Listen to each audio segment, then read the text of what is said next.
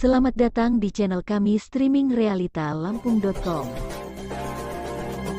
Streaming Realita Lampung menyajikan informasi beragam dan untuk berita terkait bisa dilihat di website realitalampung.com sebagaimana tertera di link deskripsi kami di bawah video ini.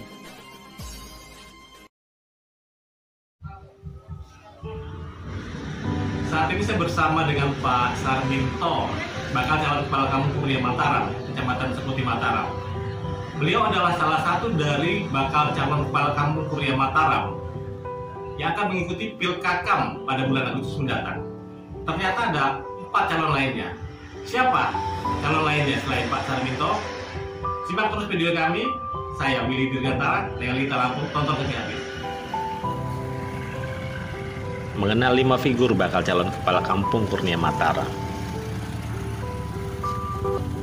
Kampung Kurnia Mataram, Kecamatan Seputi Mataram, adalah salah satu dari 84 kampung di Kabupaten Lampung Tengah yang akan menggelar pemilihan kepala kampung pada bulan Agustus mendatang.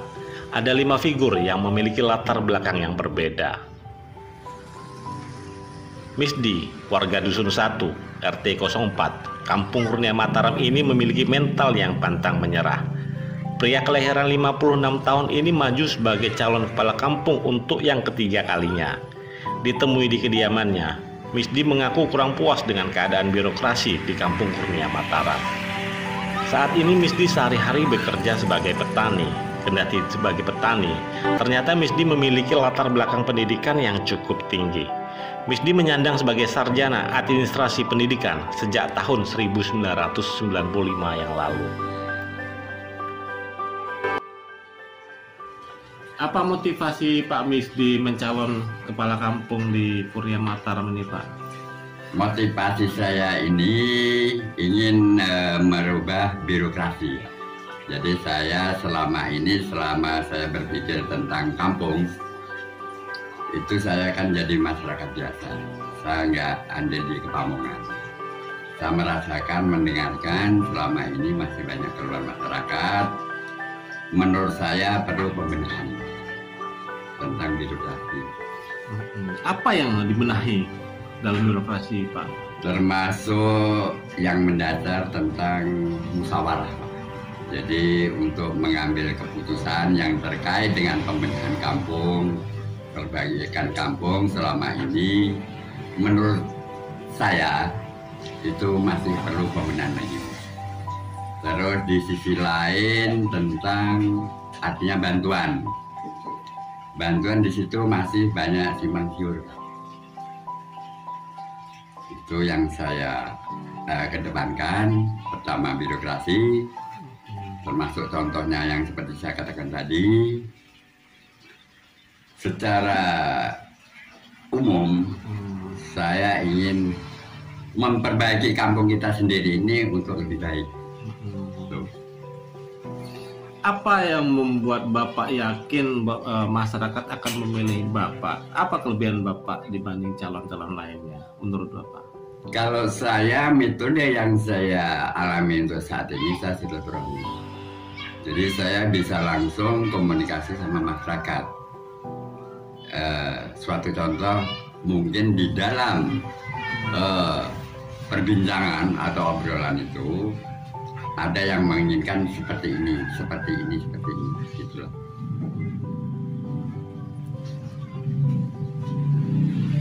Dari semua calon yang maju, mana menurut Bapak yang paling berat? Kalau saya itu suatu pilihan ya, maaf, pertanyaan pilihan yang paling berat. Kalau saya menganggap semua berat, Pak. Kalau saya menganggap semua berat. Itu bagi pribadi saya. Apa harapan Bapak kepada semua calon kepala kampung? Apa yang ingin Bapak sampaikan? Nah, untuk semua calon, harapan saya tetap harus menjaga keutuhan, persatuan dan kerukunan. Karena apa? Untuk sekarang calon kan terhitung 5 calon yang ada.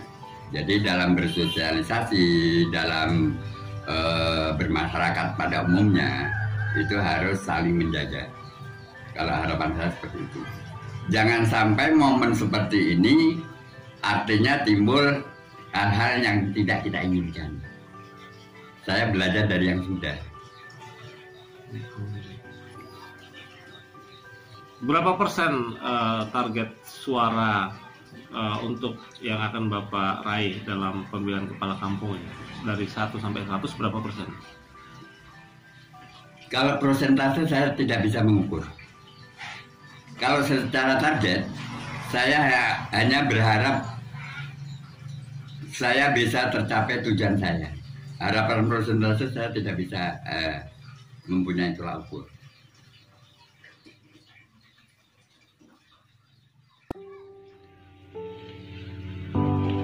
Karyanto Yuli Setiabudi adalah bakal calon petahana. Warga Dusun 2, RT 06, Kampung Kurnia Mataram ini memiliki background seorang penghulu. Lahir di Kampung Kurnia Mataram 51 tahun yang lalu, Karyanto mengaku akan melanjutkan program yang belum terlaksana di masa kepemimpinannya. Dia mengungkapkan selama 6 tahun memimpin Kampung Kurnia Mataram terhambat akibat pandemi COVID-19. Sejumlah program belum terlaksana dengan maksimal. Jelas yang pertama kan kalau namanya kepala kampung itu kan jelas mempunyai sebuah program untuk kampungnya yang lebih baik, maju, gitu. Dan untuk melanjutkan kepemimpinan yang dulu. Nah setelah saya 6 tahun ini terpotong dengan adanya corona, jadi banyak program yang istilahnya masih belum terlaksana dengan maksimal. Dan intinya seperti itu sih sebenarnya saya. Nah, itu juga kalau memang diamanahkan oleh masyarakat kan ya apa boleh buat tetap kita jalankan apa yang menjadi sebuah program yang kemarin. Program-program kemarin juga ada kita ajukan melalui LPG dari pemerintah daerah atau kabupaten yang nanti kan menyetujuinya apa yang menjadi program kampung. Jadi selama 6 tahun ini menjabat sebagai kepala Kampung Kurnia Mataram, apa yang sudah Bapak perbuat untuk kampung dan masyarakat? Ya sebenarnya udah banyak sih, seperti misalnya untuk pembangunan fisik juga udah banyak yang kita laksanakan, misalnya untuk pemetaan siring, gorong-gorong, jalan, baik itu kita mengajukan proposal adanya dana APBD, juga pembangunan dari ADD itu sendiri kita lakukan lapen, didukung Pak Bupati juga dulu awal seperti itu untuk pengerasan jalan. Ini kan penting karena transportasi ini masyarakat sebenarnya cenderung ke sana melihatnya untuk saran transportasi atau jalan lah ininya seperti itu dapat kita laksanakan. Banyak sebenarnya kita lakukan. Cuman yang belum bisa berkembang adalah tentang buka dan usaha di kampung. Saya sebenarnya ingin Kampung Kurnia Mataram ini mempunyai sebuah badan usaha yang punya kampung. Itu yang belum maksimal. Menurut Bapak, apa yang membuat masyarakat memilih Bapak kembali sebagai kepala kampung? Apa istimewa terlebih Bapak dibanding calon lain? Sebenarnya nggak ada yang istimewa, sama sih sebenarnya calon-calon yang lain sama. Kalau di kampung ini mereka hanya mungkin melihat dari kedekatan mungkin atau apa ya kegiatan-kegiatan di masyarakat yang notabene memang saya di basic agama, yang awalnya di basic agama, saya sebelumnya itu juga pembantu penghulu kan gitu. Jadi untuk kegiatan keagamaan ini yang tanda kutip untuk muslim ini kan selalu saya berada di situlah, apapun kegiatan itu selalu saya ada di situ, nggak pernah lepas saya. Termasuk hari ini juga ada pengajian itu saya juga ada di situ, artinya berperan aktif lah baik saya dengan ibunya. Memang kegiatan-kegiatan seperti ini saya niatkan hanya untuk ibadah, jadinya nggak melihat karena untuk ini kan itu. Karena sebelum jadi kepala kampung ataupun jadi kepala kampung ataupun tidak kepala kampung, saya udah kegiatan-kegiatan seperti itu memang sudah rutinitas udah menjadi ini hanya ibadah lah seperti itu. Saya tidak bukan karena uangnya diwahkan atau dipuji kan, seperti itu, nggak ada niatan seperti itu. Untuk pemilihan kepala kampung besok ini Pak, berapa persen Bapak targetkan mendapat suara? Ya tanda kutip artinya ya, walaupun saya tahu berapa persen yang saya ini, saya sebenarnya nggak mau inilah. Yang jelas lawan semuanya berat. Tapi baiklah, karena saya juga senang dengan adanya teman-teman atau saudara-saudara kita yang ikut berkompetisi di sini, walaupun notabene mereka adalah teman semua, kawan semua, kawan ngopi lah, teman minum lah, teman makan lah kan itu, teman bercanda. Jadi senang aja, niatnya untuk membangun kampung gitu. Kalau unturan suara saya tidak mempunyai sebuah target yang ini nggak ada lah. Artinya ketika saya seperti ini berkompetisi, ya saya semaksimal mungkin, tapi kodrat iradatnya Allah tetap saya akan terima apapun hasilnya. Tetap saya menginginkan, kalaupun nilai saya menginginkan huruf A, kalaupun saya dapat huruf C, berarti sudah menjadi kodrat iradatnya Allah, saya akan terima. Apa pesan Bapak kepada calon lainnya, Pak? Ayo kita berkompetisi secara baik. Tawarkan program kebaikan kepada masyarakat, dan jangan dibodohi masyarakat dengan iming-iming yang sebetulnya notabene justru masyarakat justru merasa dijanjikan janji-janji yang tidak sesuai dengan kinerja kita. Nanti kalau kita terpilih oleh masyarakat, kampanye yang tidak baik seperti menjelekkan lawan, semuanya baik, mereka sudah terpilih mau dari bakal calon kan, artinya mereka baik kan, sesuai baik secara pendidikannya, secara masyarakatnya mereka sudah baik. Artinya ya ayo kita kompetisi demokrasi yang baik, nanti kamu boleh ajarkan kepada masyarakat hal-hal yang baik.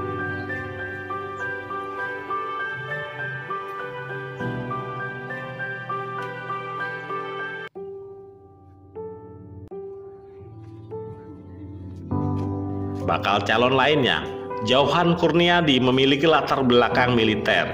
Pria kelahiran 50 tahun yang lalu ini sebelumnya melalang buana di sejumlah daerah. Sejak tahun 2013 dia kembali ke kampung halamannya di Kurnia Mataram. Sekarang ini dia berdinas di Koramil Seputih Mataram dengan pangkat pembantu letnan 1. Meskipun berpeluang menjadi perwira, Jauhan akan melepas status prajurit TNI Angkatan Darat jika terpilih sebagai kepala kampung. Yang pertama adalah saya ingin membuat kampung saya, khususnya kampung Kurnia Mataram, lebih di atas kampung-kampung yang lain.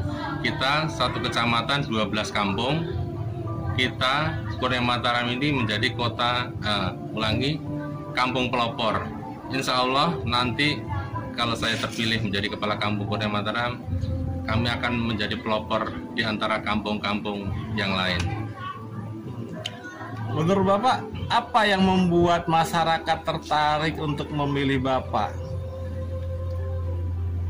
Yang membuat tertarik masyarakat memilih saya, insya Allah kemungkinan karena mungkin saya profilnya dari TNI, backgroundnya terdahulu kepala kampung kami sudah pernah ada yang menjabat dari TNI, dan kebetulan senior saya almarhum Pak Sugiono sudah menjadi contoh, artinya banyak disenangi masyarakat. Jadi insya Allah motivasi saya itu, Pak. Berapa persen target perolehan suara Bapak di Pilkakam? Kalau masalah persen, saya serahkan ke masyarakat. Masyarakat yang memilih silahkan. Yang penting masyarakat jangan sampai istilahnya ada kecurangan di belakangnya. Saya tidak mau. Saya berusaha untuk jujur, tidak ada money politik dan lain sebagainya. Dari semua calon, Pak, mana menurut Bapak yang paling berat? Insya Allah semua berat, karena kelima putra kampung ini merupakan putra-putra terbaik. Ya. Apa pesan Bapak kepada calon lainnya, Pak? Pesan saya kepada calon yang lain, mari kita bertarung secara gentleman. Gunakan kesempatan ini untuk menarik simpatisan masing-masing. Jangan ada saling menjatuhkan, jangan ada saling menjelek-jelekkan di antara calon.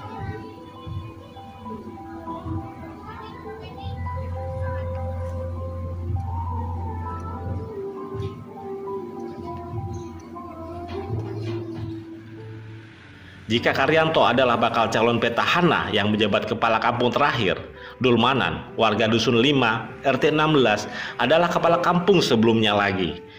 Pria kelahiran 50 tahun ini pernah menjabat Kepala Kampung Kurnia Mataram tahun 2008 hingga 2015. Dia kalah suara dengan Karyanto pada Pilkakam tahun 2016 silam.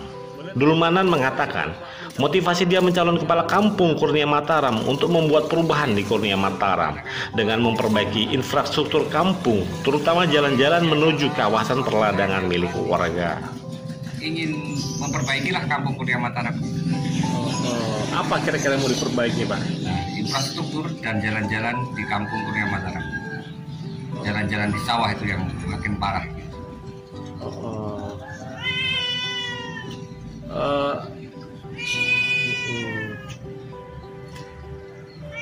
Sejauh ini apa yang sudah dilakukan, Pak, menjelang pemilihan ini, Pak? Sudah terbentuk tim sukses atau apa? Nggak pakai tim sukses, nggak pakai ini. Saya sendiri berjalan dari pintu ke pintu ya.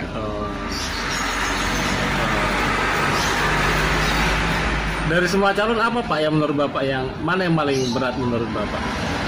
Semua calon berat. Berat, ya. Semua calon punya masa, semua calon punya itikat baik untuk memperbaiki Kampung Kurnia Mataram. Dari 0 sampai 100, Pak, berapa persen target perolehan suara Bapak menjelang di pemilihan nantinya? Kalau bisa ya sebanyak-banyaknya. Kalau emang bisa gitu sebanyak-banyaknya. Target, nggak ada target gitu. Dari jumlah mata pilih itu 3.800, kurang lebih 3.800 mata pilih. Minimal ya dapat 3.000 gitu aja. Apa yang menurut Bapak, apa yang membuat masyarakat bakal memilih Bapak? Apa yang membuat Bapak berbeda dibandingkan calon lainnya? Saya pernah berbuat di Kurnia Mataram. Pernah berbuat, walaupun satu periode pernah berbuat di Kurnia Mataram. Untuk infrastruktur, untuk pembangunan, saya pernah berbuat dan ada tilas-tilasnya itu loh. Bekas-bekasnya itu masih ada gitu, masih tersentuh oleh hal-hal yang semacam itu Kampung Kurnia Mataram. Apa harapan Bapak kepada calon lainnya, Pak? Ya, bersaing secara sehat aja lah. Bersaing secara sehat, secara damai, nggak timbulkan menjelekkan satu sama lain gitu aja. Kalau orang itu nggak ada yang nggak ada yang benar, nggak ada yang salah, semua ya salah, semua ya benar gitu aja. Dan kita koreksi diri kita sendiri aja lah, nggak usah bingung-bingung, nggak usah mencari kesalahan orang lain, nggak mencari kebaikan orang lain, nggak usah. Yang penting kita koreksi diri kita berbenah untuk Kurnia Mataram gitu aja.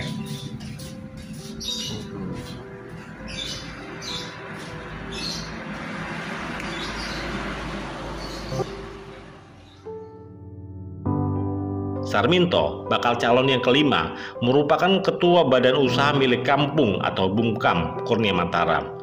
Pria yang lahir 51 tahun yang lalu ini adalah seorang sarjana pendidikan. Sarminto pernah mengajar di sebuah SMK di Kecamatan Seputi Agung dan SMK swasta di Kecamatan Seputi Mataram. Warga Dusun 5, RT 005 ini meyakinkan bahwa dirinya menguasai persoalan di Kampung Kurnia Mataram dan dia juga punya solusi untuk mengatasinya.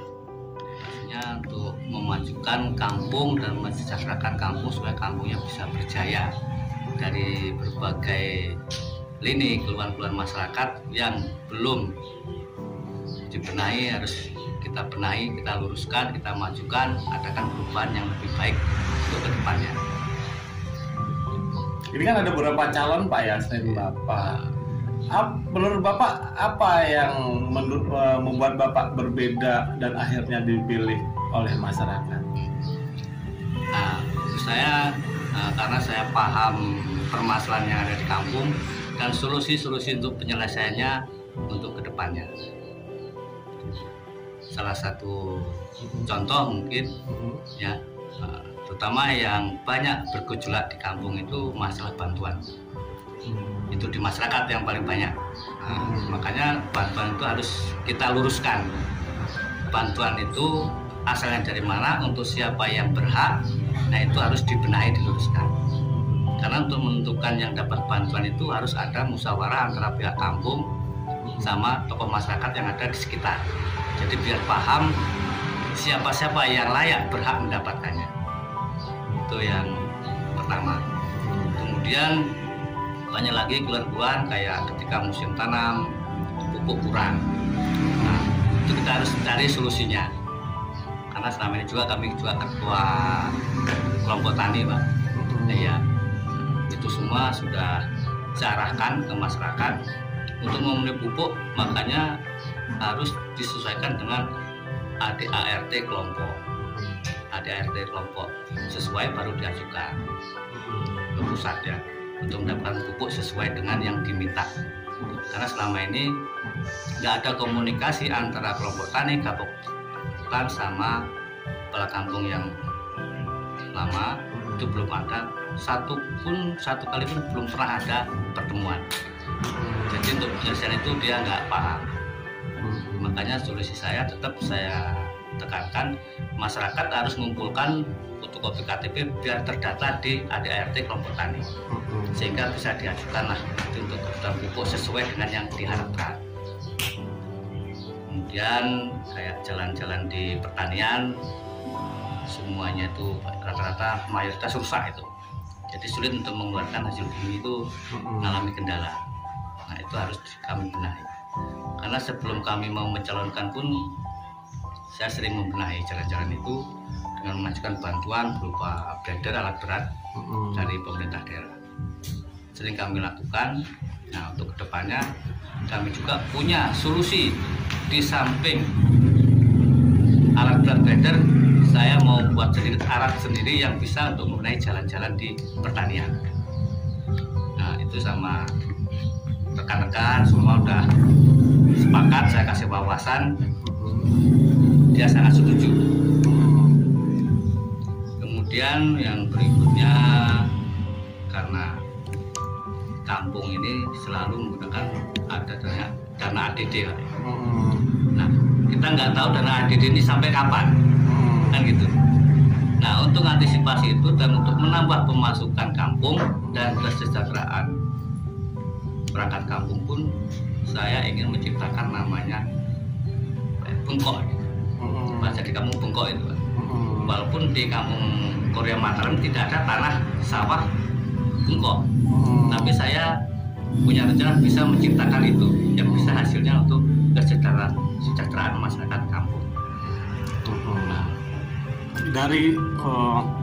Menurut dari prediksi Bapak atau harapan Bapak, pemilihan kepala kampung ini berapa persen suara yang Bapak targetkan?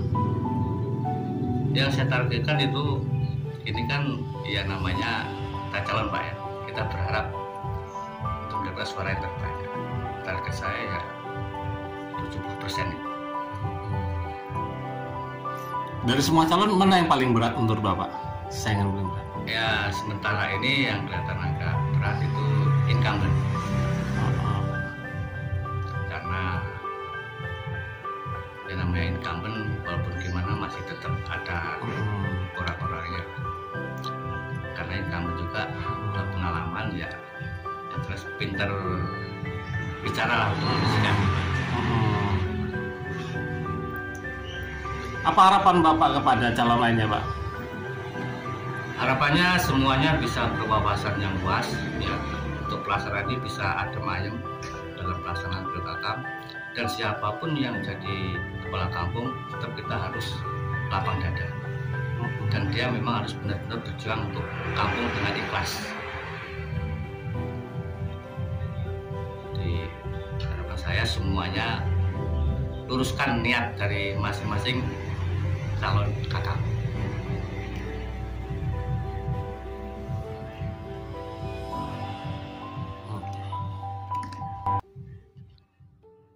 Semua figur memiliki latar belakang yang berbeda, baik dari sepak terjang, tingkat pendidikan, pekerjaan, cara berkomunikasi, dan konsep yang diusung menjadi ciri khas masing-masing. Pilihan ada di masyarakat, mana yang terbaik dari yang paling baik. Dari Kabupaten Lampung Tengah, Willy Dirgantara mengabarkan.